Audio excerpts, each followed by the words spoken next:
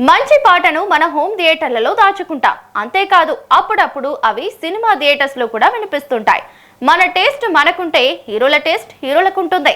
కొంతమంది హాయిగా సాగిపోయే మెలోడీస్ ని టేకప్ చేస్తే మరికొంతమంది దుమ్మురేపే ఫాస్ట్ బీట్స్ ని పట్టుకుంటున్నారు. కొంతమంది అభిమానుల కోసం చేస్తుంటే మరికొంతమంది అభిరుచితో చేస్తున్నారు. మొత్తానికి రీమిక్స్ అనే దాన్ని వెండితెరపైకి తెస్తున్నారు. 1955లో వచ్చిన మిస్సమ్మ తెలుగు సినిమా క్లాసిక్స్ లో ఒకటి. ఈ చిత్రంలోని ఆడవారి మాటలకు అర్థాలే వేరులే అనే పాట శ్రోతల్ని ఉర్రూతలూగించింది.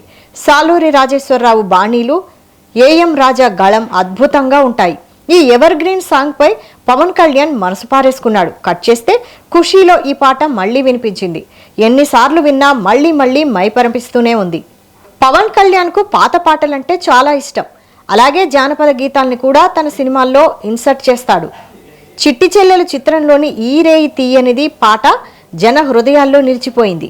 ఇదే పాటలు జానీ సినిమాలో సందర్భోచితంగా మళ్లీ తెరపైకి తెచ్చాడు పవన్ కళ్యాణ్. 1972లో వచ్చిన అమ్మ మనసు అనే సినిమాని ఓ పాట మూలంగానే మర్చిపోలేకపోతున్నాం. అదే మాయదారి చిన్నోడు. ఈ పాటను రాసింది సి నారాయణ రెడ్డి. ఇక ఈ పాటకు తన గళంతో ప్రాణం పోసింది ఎల్లారీశ్వరి. 2006లో మళ్లీ ఈ పాట రామ్ హీరోగా నటించిన దేవదాసులో వినిపించింది. ఎన్నిసార్లు విన్నా ఆ పాటలోని కిక్ మరింతగా పెరుగుతూనే ఉంటుందని మరోసారి తెలిసిపోయింది. నిలువవే వాలుకనుల దానా టీజింగ్ సాంగ్స్ కూడా ఇంత భావయుక్తంగా ఉంటాయా అనిపించేలా ఉంటుంది ఈ పాట.